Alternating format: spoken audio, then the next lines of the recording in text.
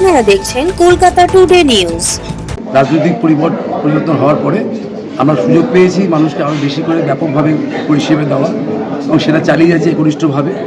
আজকে NUWWI যে মহিলা পরিণত হয়েছে তার অন্যতম যারা ছিলেন তাদের অনেকেই আজকে এখানে আছেন, যেমন নীরা দত্ত আছেন, নকুলবাবু আছেন, নারায়ণ দাসকে না বললেই হবে না, কারণ আমাদের ইউনিয়নটা মেরিন বেস ছিল, সেখানে নারায়ণবাবু মেরিন একজন স্তম্ভ ছিলেন। তো আমরা কৃতজ্ঞ সকলের কাছে যে আজকে ওনারা সকলেই এসেছেন এবং প্রচুর লোক এসেছেন। আমাদের শুধু রক্তদান শিবির নয়, রক্তদানের সাথে সাথে আমরা আপনারা শুনলেন অঙ্কোলজি শুনলেন, অ্যাওয়ারনেস প্রোগ্রাম করলাম, কিডনি করেছি, আমরা হার্টের করেছি, কার্ডিওলজিস্ট করেছি। এছাড়া আমাদের নিচে ডেন্টাল আছে, আই আছে, BMD আছে, PFT আছে। আমরা ক্ষুদ্র চেষ্টা করেছি আমরা যে সমাজকে সর্বদা সচেতন করে রাখার জন্য, অ্যাওয়ারনেস করে রাখার জন্য। আজকে আমরা মনে করি বিবেকানন্দের ফটো ছিল ওখানে, কারণ সেবাই পরম ধর্ম, পরিষেবাই আমাদের কর্ম, পরিষেবা দেওয়াটাই আমাদের কর্ম। এবং আমরা মনে করি আপনাদের সকলের শুভেচ্ছা, ভালোবাসা, আশীর্বাদে আজকে বিন্দু থেকে আজকে যে দাঁড়িয়েছি আমরা পাহাড়ে সিন্ধুতে দাঁড়িয়েছি, সেখানে তার জন্য রয়েছে আপামর শ্রমিক কর্মচারী, আপামর জনগণ, এবং আগামী দিনে আরও বেশি করে আমরা এই কাজ করতে চাই।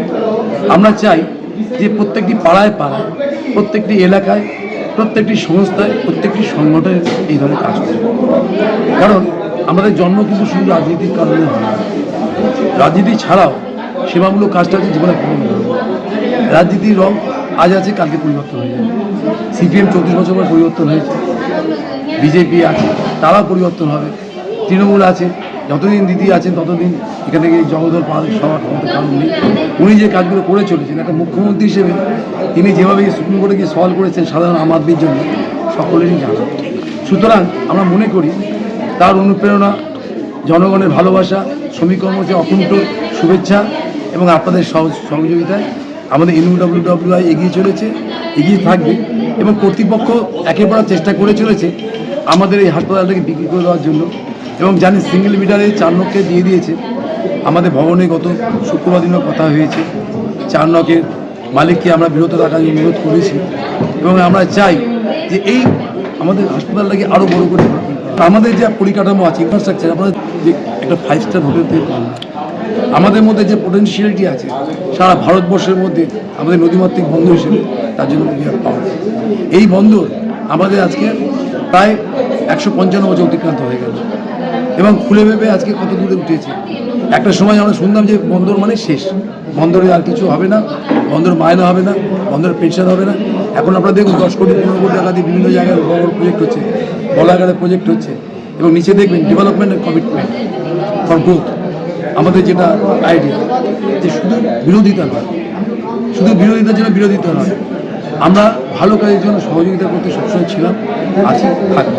কিন্তু ম্যানেজমেন্ট যেখানে দেখবো শ্রমিক কর্মচারীর স্বার্থ আঘাত করছে, যেখানে দেখবো কেন্দ্রীয় সরকার রাজনৈতিক কারণে বন্দরটাকে বেঁচে দিতে চাইছে, সেখানে আমাদের কিন্তু লড়াইটা চলছে।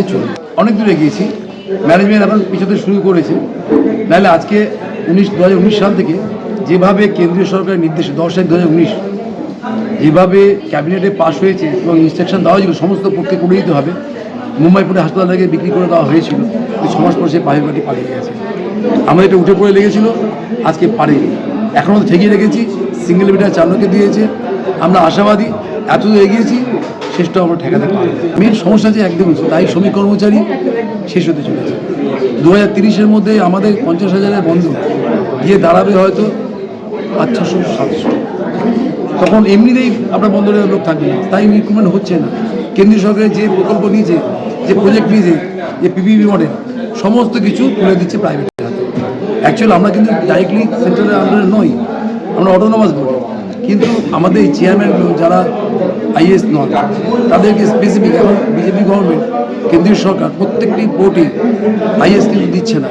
ম্যাক্সিমাম জায়গায় রেলের একটা কর্ণধার ছিলেন, অমুক জায়গার সেকশন অফিসার তাদেরকে দিয়ে চালাচ্ছে, যারা তাদের মতো করে কাজটা চালাতে পারে, যাতে বন্দরগুলি যেখানে মেন ইনকাম প্রচুর হাজার হাজার কোটি টাকা রোজগার, সবই উৎস আয়ের উৎসগুলো তুলে দেওয়া যায় প্রাইভেট পার্টির কাছে।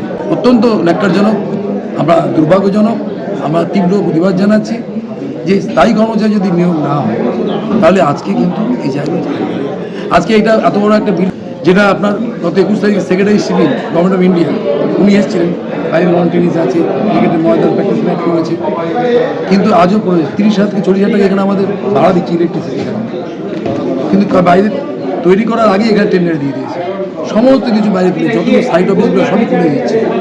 ওরা পরিকল্পনা, কেন্দ্রীয় সরকার পরিকল্পনা করেই নিয়েছে, মানে সরকারি তকমা রাখবে না। তো দুর্ভাগ্যজনক, এখনও আমরা ঠেকিয়ে রেখেছি, আমরা ঠেকিয়ে রাখবো যতদিন পারবো। শ্রমিক কর্মচারীর সাথে থাকবে, যতদিন আমাদের সাথে শ্রমিক কর্মচারী থাকবে, যতদিন সাধারণ জনগণ থাকবেন, এই মা মাটি মানুষের সরকারের আমলে আমরা বেঙ্গলে এটা করতে দিচ্ছি না, দেব না।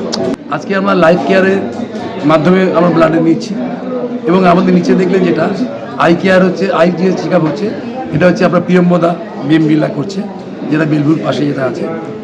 এবং আমাদের পিয়ারলেস থেকে এসেছিলো যারা, পিয়ারলেস থেকে এসছে আপনারা হার্ট চেক আপ করছে, ইসিজি করছে, ডায়েট কনসালটেন্ট দিচ্ছে, জেনারেল কনসালটেন্ট দিচ্ছে, কার্ডিওলজি চলছে, একসাথে আমাদের অনেকগুলো চলছে।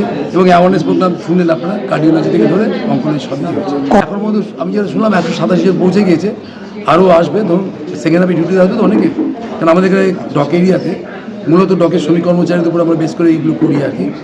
তো আমরা আশা করছি আরও 100 দিনের মতো আসবে আর কি। শুক্রবার দিন বাঁচলাম এই কারণে, কারণ আমরা জানি ফেব্রুয়ারি মাস, আগামী 14 ফেব্রুয়ারিতে ভ্যালেন্টাইন ডে, এবং এরপরে 12 তারিখ সারা ভারতবর্ষে স্ট্রাইক আছে, আপনারা জানেন, লেবার কোড নিয়ে।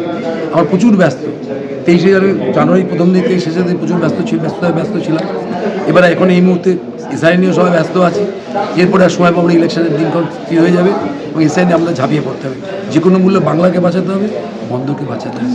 যে আপনার একটা রক্ত, এক বিন্দু রক্ত একটা জীবন বাঁচাচ্ছে। Give a blood, save A blood.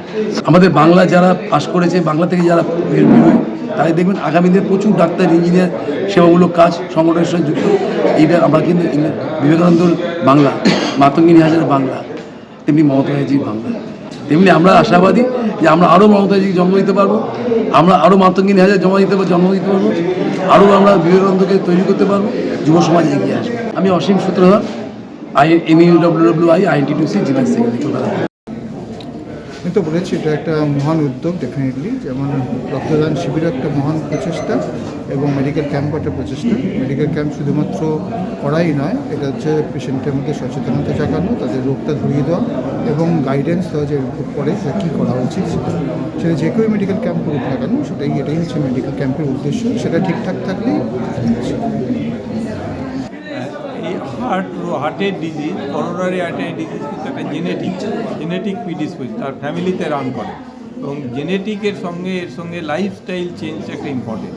যাদের ফ্যামিলিতে হার্টের রোগ আছে তাদের লাইফস্টাইলটা খুবই মানে রেস্ট্রিক্টেড লাইফস্টাইল লিড করতে হবে। যদি অনিয়মিত লাইফস্টাইল হয়, তারা যদি খাওয়া দাওয়া ঠিকমতো না করে, স্মোকিং করে, খুব অ্যাংজাইটি টেনশন যদি খুব বেশি থাকে, এবং তাদের ওভারওয়েট হয়, তাহলে কিন্তু তাদের হার্টের রোগ হওয়ার সম্ভাবনা বেশি।